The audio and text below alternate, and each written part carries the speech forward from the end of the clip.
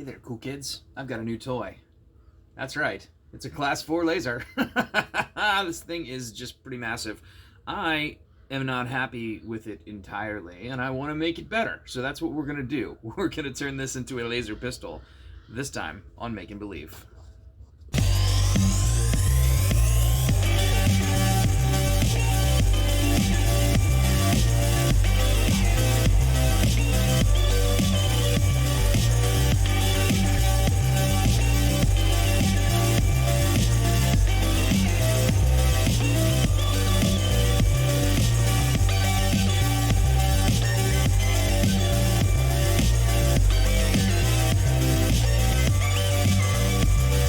Alright, I've whipped out my extra special hairdo here to get your attention. I need your attention for a moment. Look at this. Look at me. Don't mess with lasers. If you're gonna mess with lasers, make sure you use proper protection. This is a 5-watt laser. 5 watts. This will permanently blind you. This will get you in trouble with federal law enforcement if you point it up towards an airplane. Don't mess with stuff like this if you don't know what you're doing. If you're a minor, stay away from this stuff. If you really know what you're doing, protect yourself. Make sure whenever you're operating a laser of any kind, but let alone a class 3 or class 4 laser, that you are wearing proper eye protection. These glasses, they look cool. They are not going to protect my eyes from this laser.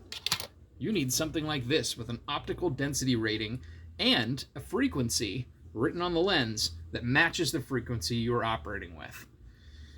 Please, this is up front here, before I show you how to make a really cool laser pistol, don't mess around with this. This is a serious weapon or a serious tool, much like an axe or a hammer.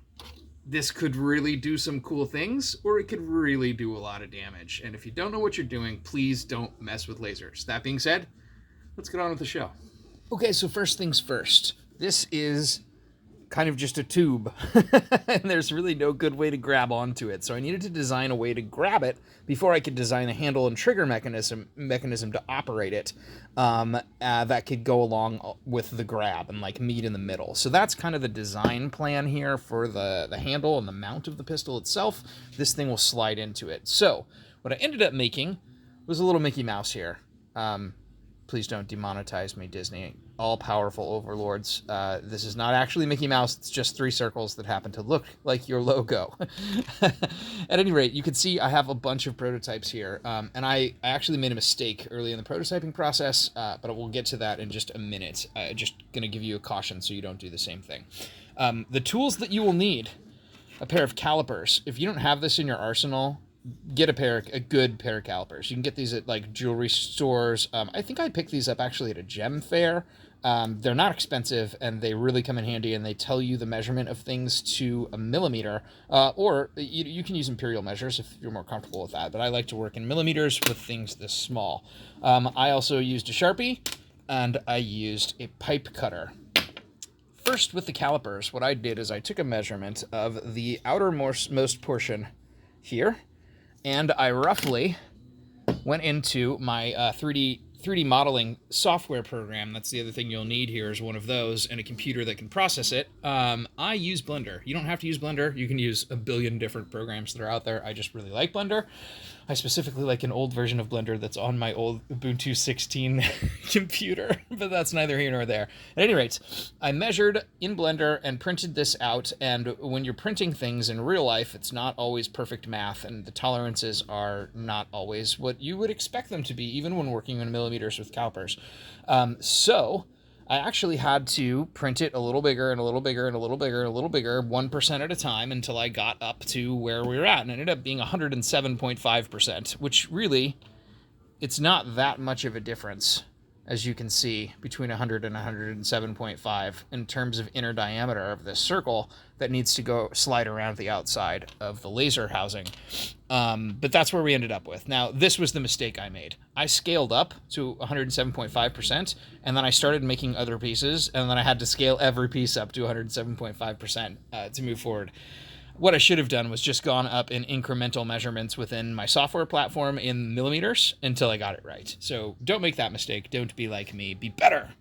Yeah, so that's what you see here are those pieces, and then the little pieces in a similar vein. I got up to, this ended up being 14.25 millimeters on the outer diameter to get the inner diameter right of that little loop ring there, so that it slid around a piece of aluminum tubing that I picked up at the hardware store. I actually had this in my shop, but a long time ago I picked up a really long, like 3-foot segment of this at the hardware shop, and I've been cutting it into pieces to use for projects ever since. And this is the very last piece of it. It was as long as these two pieces plus this little nub, and I've cut it accordingly. I cut the little nub off because it was more than I needed and covered in little plastic goop from the sticker. And then I cut this pipe directly in half to get these two pieces here. So now that I have these components, I can go ahead and assemble the first part of the laser housing and then move on to designing the handle and trigger assembly from there.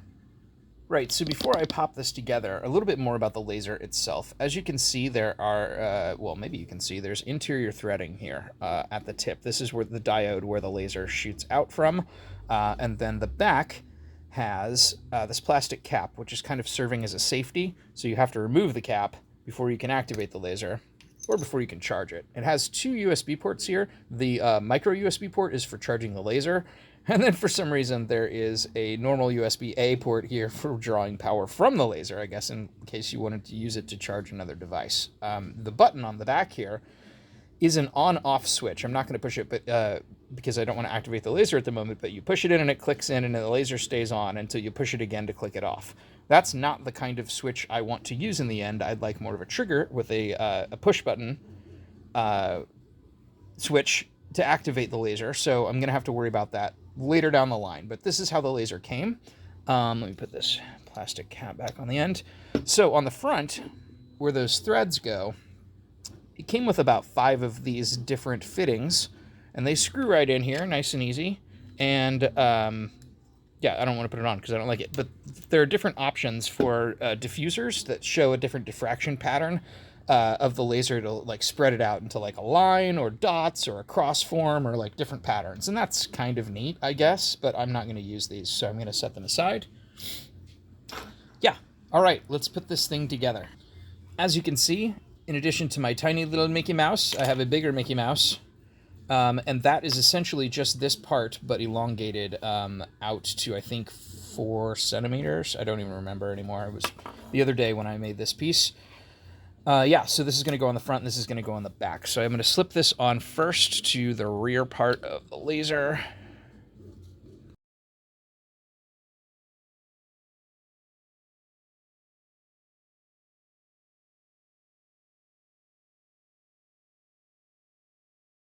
Okay, so as you can see, it was a little wibbly wobbly around until you got all of the pieces in, and then it kind of locks together. And my safety is kind of now buried underneath this cap, or inside this tube, which I will eventually design a cap for. I'm going to use set screws to make sure that none of this stuff actually travels, but this is the plan for the top of the laser pistol, and then the handle mount is going to grab on in between here with similar reverse sort of Mickey Mouse situation that goes down into the handle assembly. And I'll use set screws there, and I think that should work. Okay, for the pistol portion of this assembly, I really like, this is the bottom part of Han Solo's DL-44 blaster without the whole top assembly and scope on it. I love this. I love how it fits in my hand particularly. And the distance to the trigger is just right for me. I'm hoping that'll stay the same when it's printed up to 1.075%. We'll see. At any rate, I really like this design. So this is what I used to start with. However, it's a bit big and a bit chunky for me. I mean, it looks okay, but I needed to trim this down a little bit in order to really get the look that I was going for, because that's just super chunk. So what I've done in Blender, first of all, this comes in 3 pieces, well, 5 pieces, I guess, if you count the grips. So 1, 2 for the wooden grips I've got here attached to the sides. 3 for this little piece that comes down that is the grip housing. The 4th piece is where the hammer is, and I've actually removed the hammer, and I'm going to do that again in this next design, but in this model I didn't like it, so I removed it. And then this piece butts into the front breacher piece, which is the whole front assembly.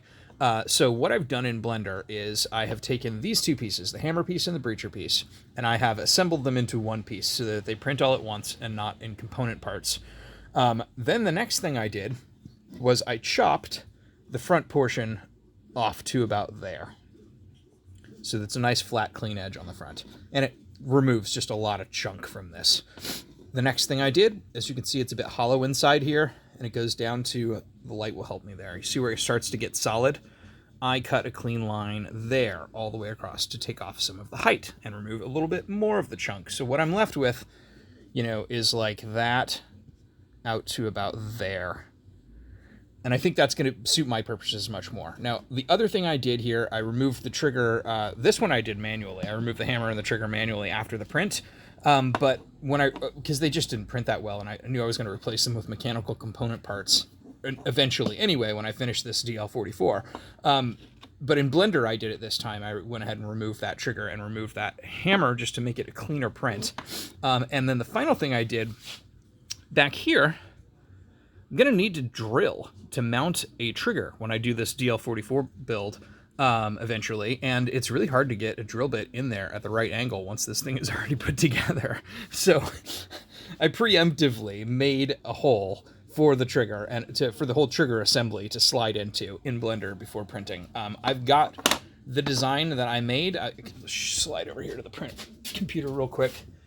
It is set up to print. It's going to take 6 hours and 49 minutes, and it just started about 30 minutes ago, so it's going to be a little while before we see that part come up. But when we do, we'll pick up there. Lied. There was one other piece I added. I actually talked earlier about the little Mickey Mouse components to grab onto the rails. Those are actually mid-mounted, and they're about 2 centimeters long, so about half the length of this one. And they'll catch in the middle here, like that. That's the plan. All right, I've got this part cleaned up and assembled, and I think it came out pretty well, all things considered.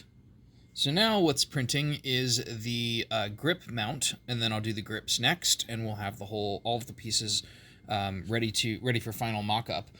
At this point, I've got this piece, the little nubbin that I cut off of the aluminum tube, put in through the trigger because I'm probably going to use some of it. Certainly not all of it, because as you can see, I'll just push it forward a little bit here, this is the socket for the grip mount to slide into.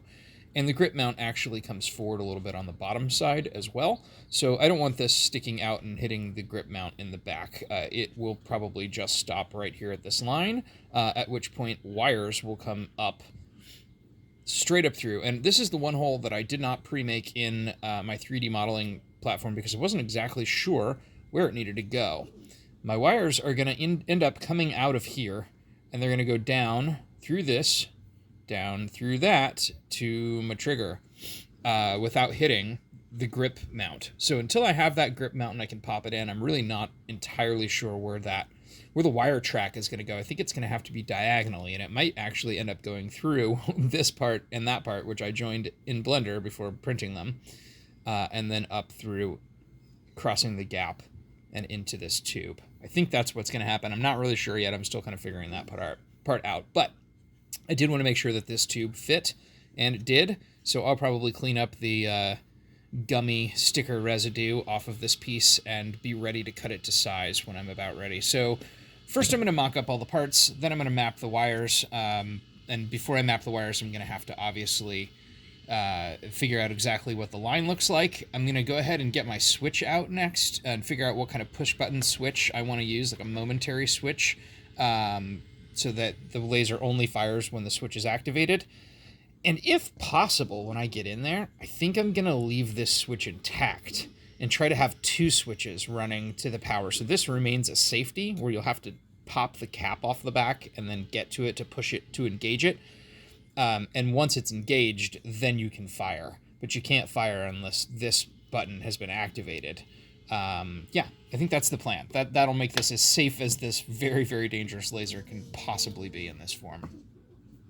All right, the grip mount came out pretty well. Feels really good in the hand. There's not a lot of room in this little notch here for where I planned the back of the trigger to come out for my finger to slide up, but I don't know that that's going to be a conflict. I think I'm going to be able to grip this pretty comfortably lower down and still access the trigger. Yeah, pretty pleased with that. I'm not going to permanently install this just yet because I'm still figuring out exactly where and how that hole is going to work. What I think is going to happen at this point, let me just pop the grip out. You'll see this part of the grip goes forward. I think I'm going to remove it, drill my hole under it, and kind of carve out a bit of a notch here at the top of where the back of the trigger comes out so that my wires can run from my button up underneath here pretty smoothly without conflicting where this presses against that. And then this will hide the wires, hopefully. And then my hole should come almost essentially straight up, but a little bit back at that point to get to where I want it to be. So there's going to be a bit of an angle there when I drill that hole in. But I think that's going to let me get my drill bit in at the angle without any conflict before I permanently install the grips. But we're still in mock-up phase, so I'm not worried about the electronics just yet. I'll pop this back on. I also printed my grips, and I printed them at 10% infill because, well, a couple of reasons. One, if you've ever run a 3D printer and you've tried to use wood PLA, you will know it has a tendency to gum up your extruder, your hot end. And I love the outcome of wood PLA, but the process and the damage it can do to your printer is sometimes not worth it. So I wanted to use as little PLA as possible of this wood PLA just to get these printed. And also, I didn't have a lot of wood PLA left. I've used it in past projects, and I had a little bit left on a spool. So I was able to use that to get both of these grips printed. But as you can see on both of them, at the very top here, there is a bit of a hole where there just was a gap in the infill and it just didn't quite seal on top properly. Instead of printing these again, and I think I do actually have enough wood PLA to print them again with a higher infill. But instead of doing that, I think I'm going to take some of that wood PLA and I'm going to put it through my 3D pen and just kind of fill these little holes up and touch them up and then sand it back down again to get a smooth surface. In the end, I kind of want this whole blaster to look aged and used, and little detail damage like that might actually work in my favor once these are sanded and probably stained before I do final assembly. We'll see, but that's the plan for the grips. The next steps here, to complete the mock-up, I'm going to go ahead and install the grips just with screws. I'm going to need to drill a hole here that is thinner than the screw that I use that goes through each grip to mount those on. And these are going to be permanently mounted in addition with the screw with probably some glue underneath on the sides and in the middle as well, but not until after I'm happy with my mock-up, I've got everything wired, and I've got all my parts painted and probably stained. At that point, I'll apply the glue because nothing's going in this handle. As you may recall from the Mark II version of the laser pistol, which I called Han Solo's Snub-Nose DL44, I actually put my battery pack in the handle here and ran wires up to the back to have a charge port popping out where the hammer goes. In this version, I don't need to do that because my battery is built into the 5-watt laser housing. So I can just go ahead and close this up without worries. I don't think anything needs to go in there. Although, that being said, this is pretty heavy up here, so before I enclose it, I might add some sort of weight. I don't know what exactly, maybe some I don't know, I really don't know, maybe a couple rocks even, something that'll fit in there really nicely and kind of glue them in, just to add a little bit more weight to the handle to give the whole thing a bit more balance. Right now it's pretty top heavy. That may also resolve itself when I add this cap in the back. So next steps, I'm going to mock up the grips. I'm going to work on the back cap and design that and get that mocked up and installed. And at that point, I think we'll be able to move on to the wiring process, and then it's paint and final assembly. Cool, so I was able to use the 3D pen patching method, and you know, if you're looking and you know where to look, you can see there's a patch there, but I've sanded it really smooth to the touch, and it's certainly better than having an exposed hole like there was before, right there on both sides. So I'm pretty stoked about that. Moving on from there, while I'm waiting for my cap to print, I did figure out the right size for that, and I have a better cap than this test cap printing presently. But while I'm doing that, I'm realizing that when I grip this, I don't know if you can see right here, there's some sharp points. that stick out, and it's not a pleasure to grip. So I've taken a pencil and I've marked the edges there. I'm going to remove this, and I'm going to take my favorite file, and I'm going to try to sand those sharp points off and reassemble it so that it's a more comfortable grip on the back there where it reaches my hand. All right, cool, dude. I have printed my cap, and I actually think it came out pretty well. Things are still temporarily put together, so it's in there kind of good. Yeah, and I actually printed this at 50% infill. But this is essentially a cylinder with a torus with a cone, and it gives me something to like grab and pull out, but still some cool shape. And it really, the tolerance is just perfect for it to slide in there and stay without any sort of set screw. So I'm pretty pleased about that. Speaking of set screws, gosh, things are a little jiggly, and I can't wait to get my set screws in. But before I do, I really need to do the wiring so that I'm not running into any surprises and having to relocate any set screws. That would be bad. So next, I have selected. First of all, I've cut my length of tube for the trigger, and I've selected my momentary switch to activate to be the trigger, and I think this is going to be really good. So these are going to be probably JB welded together, but first I need to wire the switch and run the wires back through the back portion and bring them out, and then I'll be able to mount the trigger where it goes. I have also, let's remove the handle for a minute, drilled the hole where the wires will run up through the top and the hole continues to go up into here. So the next thing for me to do is wire up my switch, run those wires up to where they're targeting to go, and then take my laser out and actually open the back of it up and see what it looks like inside there, see if I can access the main switch's wiring in order to add my secondary trigger switch to the same circuit. So that'll be next. Oh, I almost forgot. I was able to file down the sides here so that when this grip is attached, it's no longer bothersome. It's a nice smooth fit on my hands. No more pointy points. I like it. Well, pardon the crazy construction noises in the background this morning. My neighbor is building a unit in his backyard, and it is a bit loud. Beyond that, I have wired up my switch, and I have connected it to my trigger housing. I also, in the back, filled in the blank space back there, the negative space, with some hot glue, both to serve as an insulator so those two terminals never touch, and then also just so that nothing like shifts around or there's not additional wear on the wire, with any bendy action while I'm trying to wire up the laser pistol itself. I use green wires for no particular reason, because I just have a lot of extra green wire, and it worked just fine for this application. And then I sealed it in some red heat shrink to make this wire a bit easier to get the two of them into be one, so that I can weave it through the laser pistol, the holes, to get it to where it needs to go.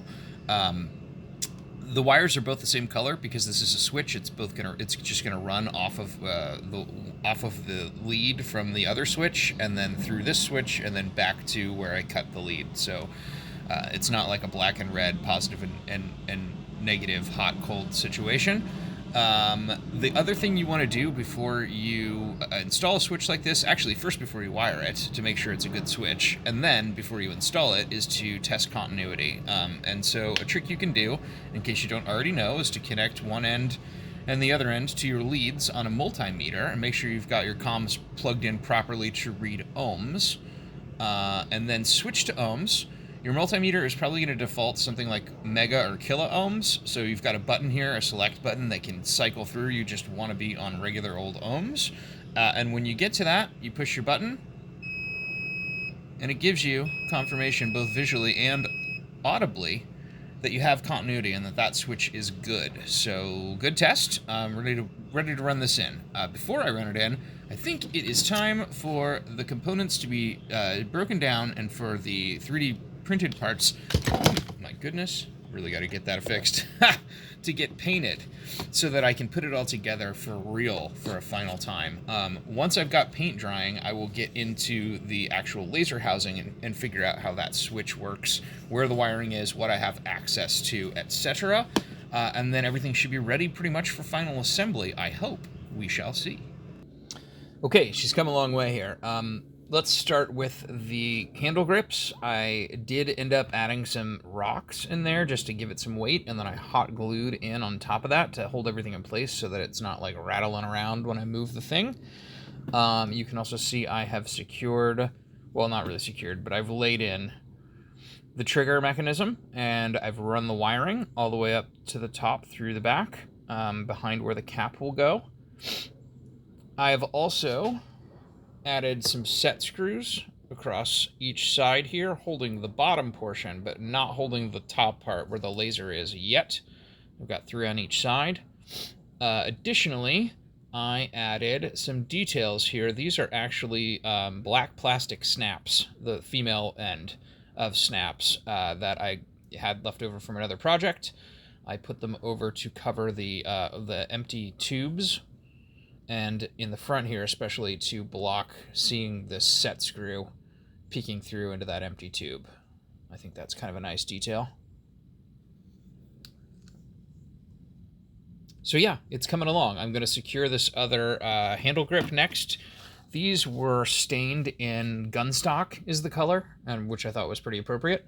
I used a metallic gold, obviously, for pretty much everything else except for the back cap, which I went ahead and did a silver chrome to match the silver parts, and that will, of course, pop on the back here when all is said and done.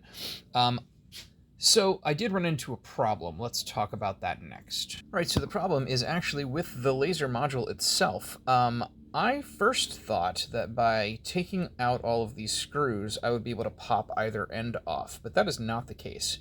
These screws are actually holding these rods in place, and they're not really doing anything more than that, so it's a decorative feature. So, next I tried to unscrew, and sure enough, the lens module does unscrew very easily, just by hand, right off the top. That's just a lens. The laser diode is fitted in behind it. Screw that back on there. However, on the side I need to mess with and get into, this thing will not come off. I've tried a wrench. As you can see, I've got some little wrench teeth marks now that have grabbed into the side, which is fine. I don't really care how this side looks because it's going to be buried back in the hilt, or in the housing underneath the cap. So I'm all right with putting some teeth marks on it, but I'll be darned if I cannot get this thing to unscrew and come off, and that's what I'm going to need to do in order to access those wires. So that's the hurdle I need to overcome next. Okay, well, mystery solved. I got it open. It turns out there is no threading on this end. I'm kind of amazed by this. They went to the trouble of machining this piece and threading it in. They clearly have a lathe, and the people who made this clearly had a lathe and the capability to do the same on the other end, but for some reason this is just one piece, and it was just the thinnest piece of aluminum that joined it. And so what I ended up doing was putting this piece into a vise with the laser face up and getting a pipe wrench on this piece here and just shearing this right off.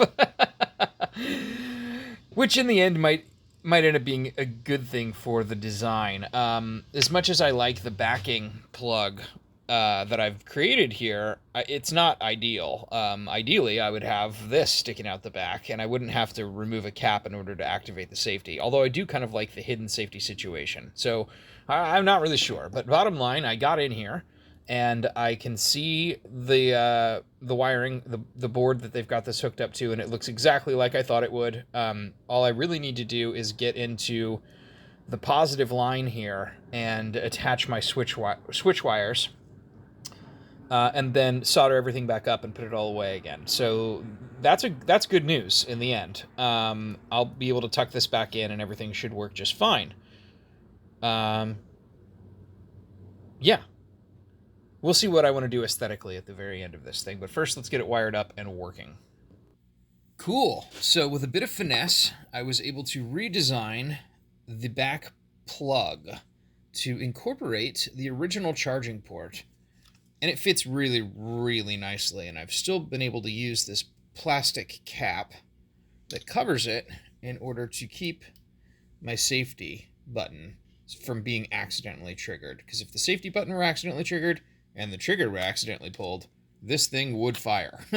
We don't want that to happen accidentally, only intentionally. Yeah, so this is pretty good. I'm able to pop that cap, hit the safety, and pull the trigger.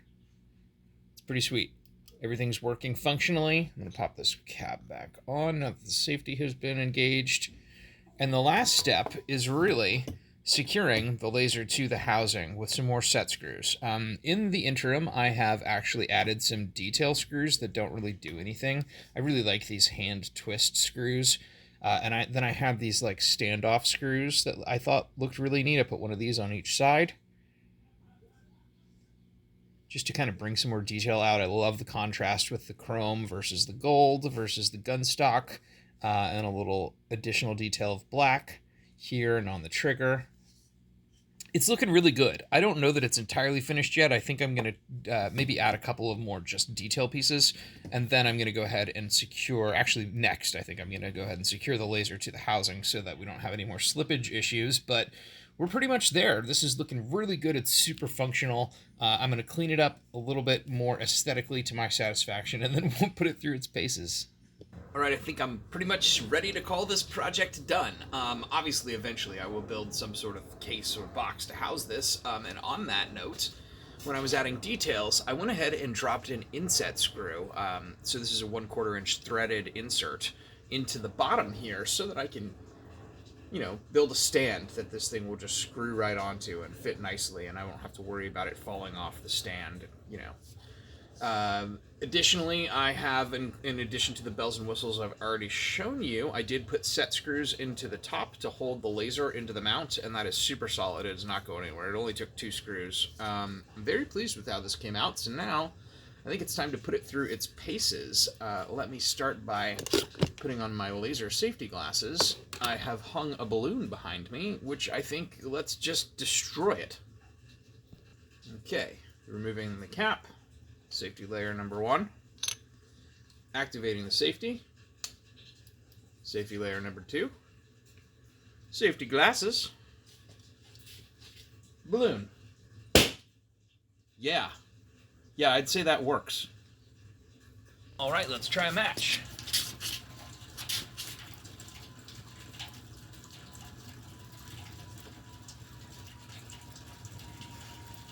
Oh yeah.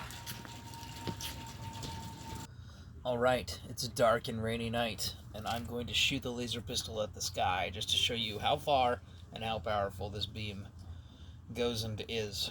Ready? I don't want to shoot for too long because certainly I'm not aiming for any sort of airlines. It's very cloudy, there are no planes in the sky, I don't think anyone's flying, and if they are, they're certainly not coming in from the south. Here we go, short blast.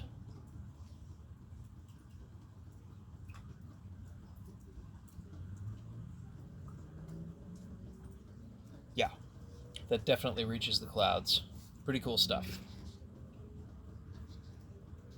Alright, cool cats, I hope you enjoyed this very fun build of a DL44 inspired Mark III 5-watt cutting laser pistol, and I will see you next time on Make and Believe.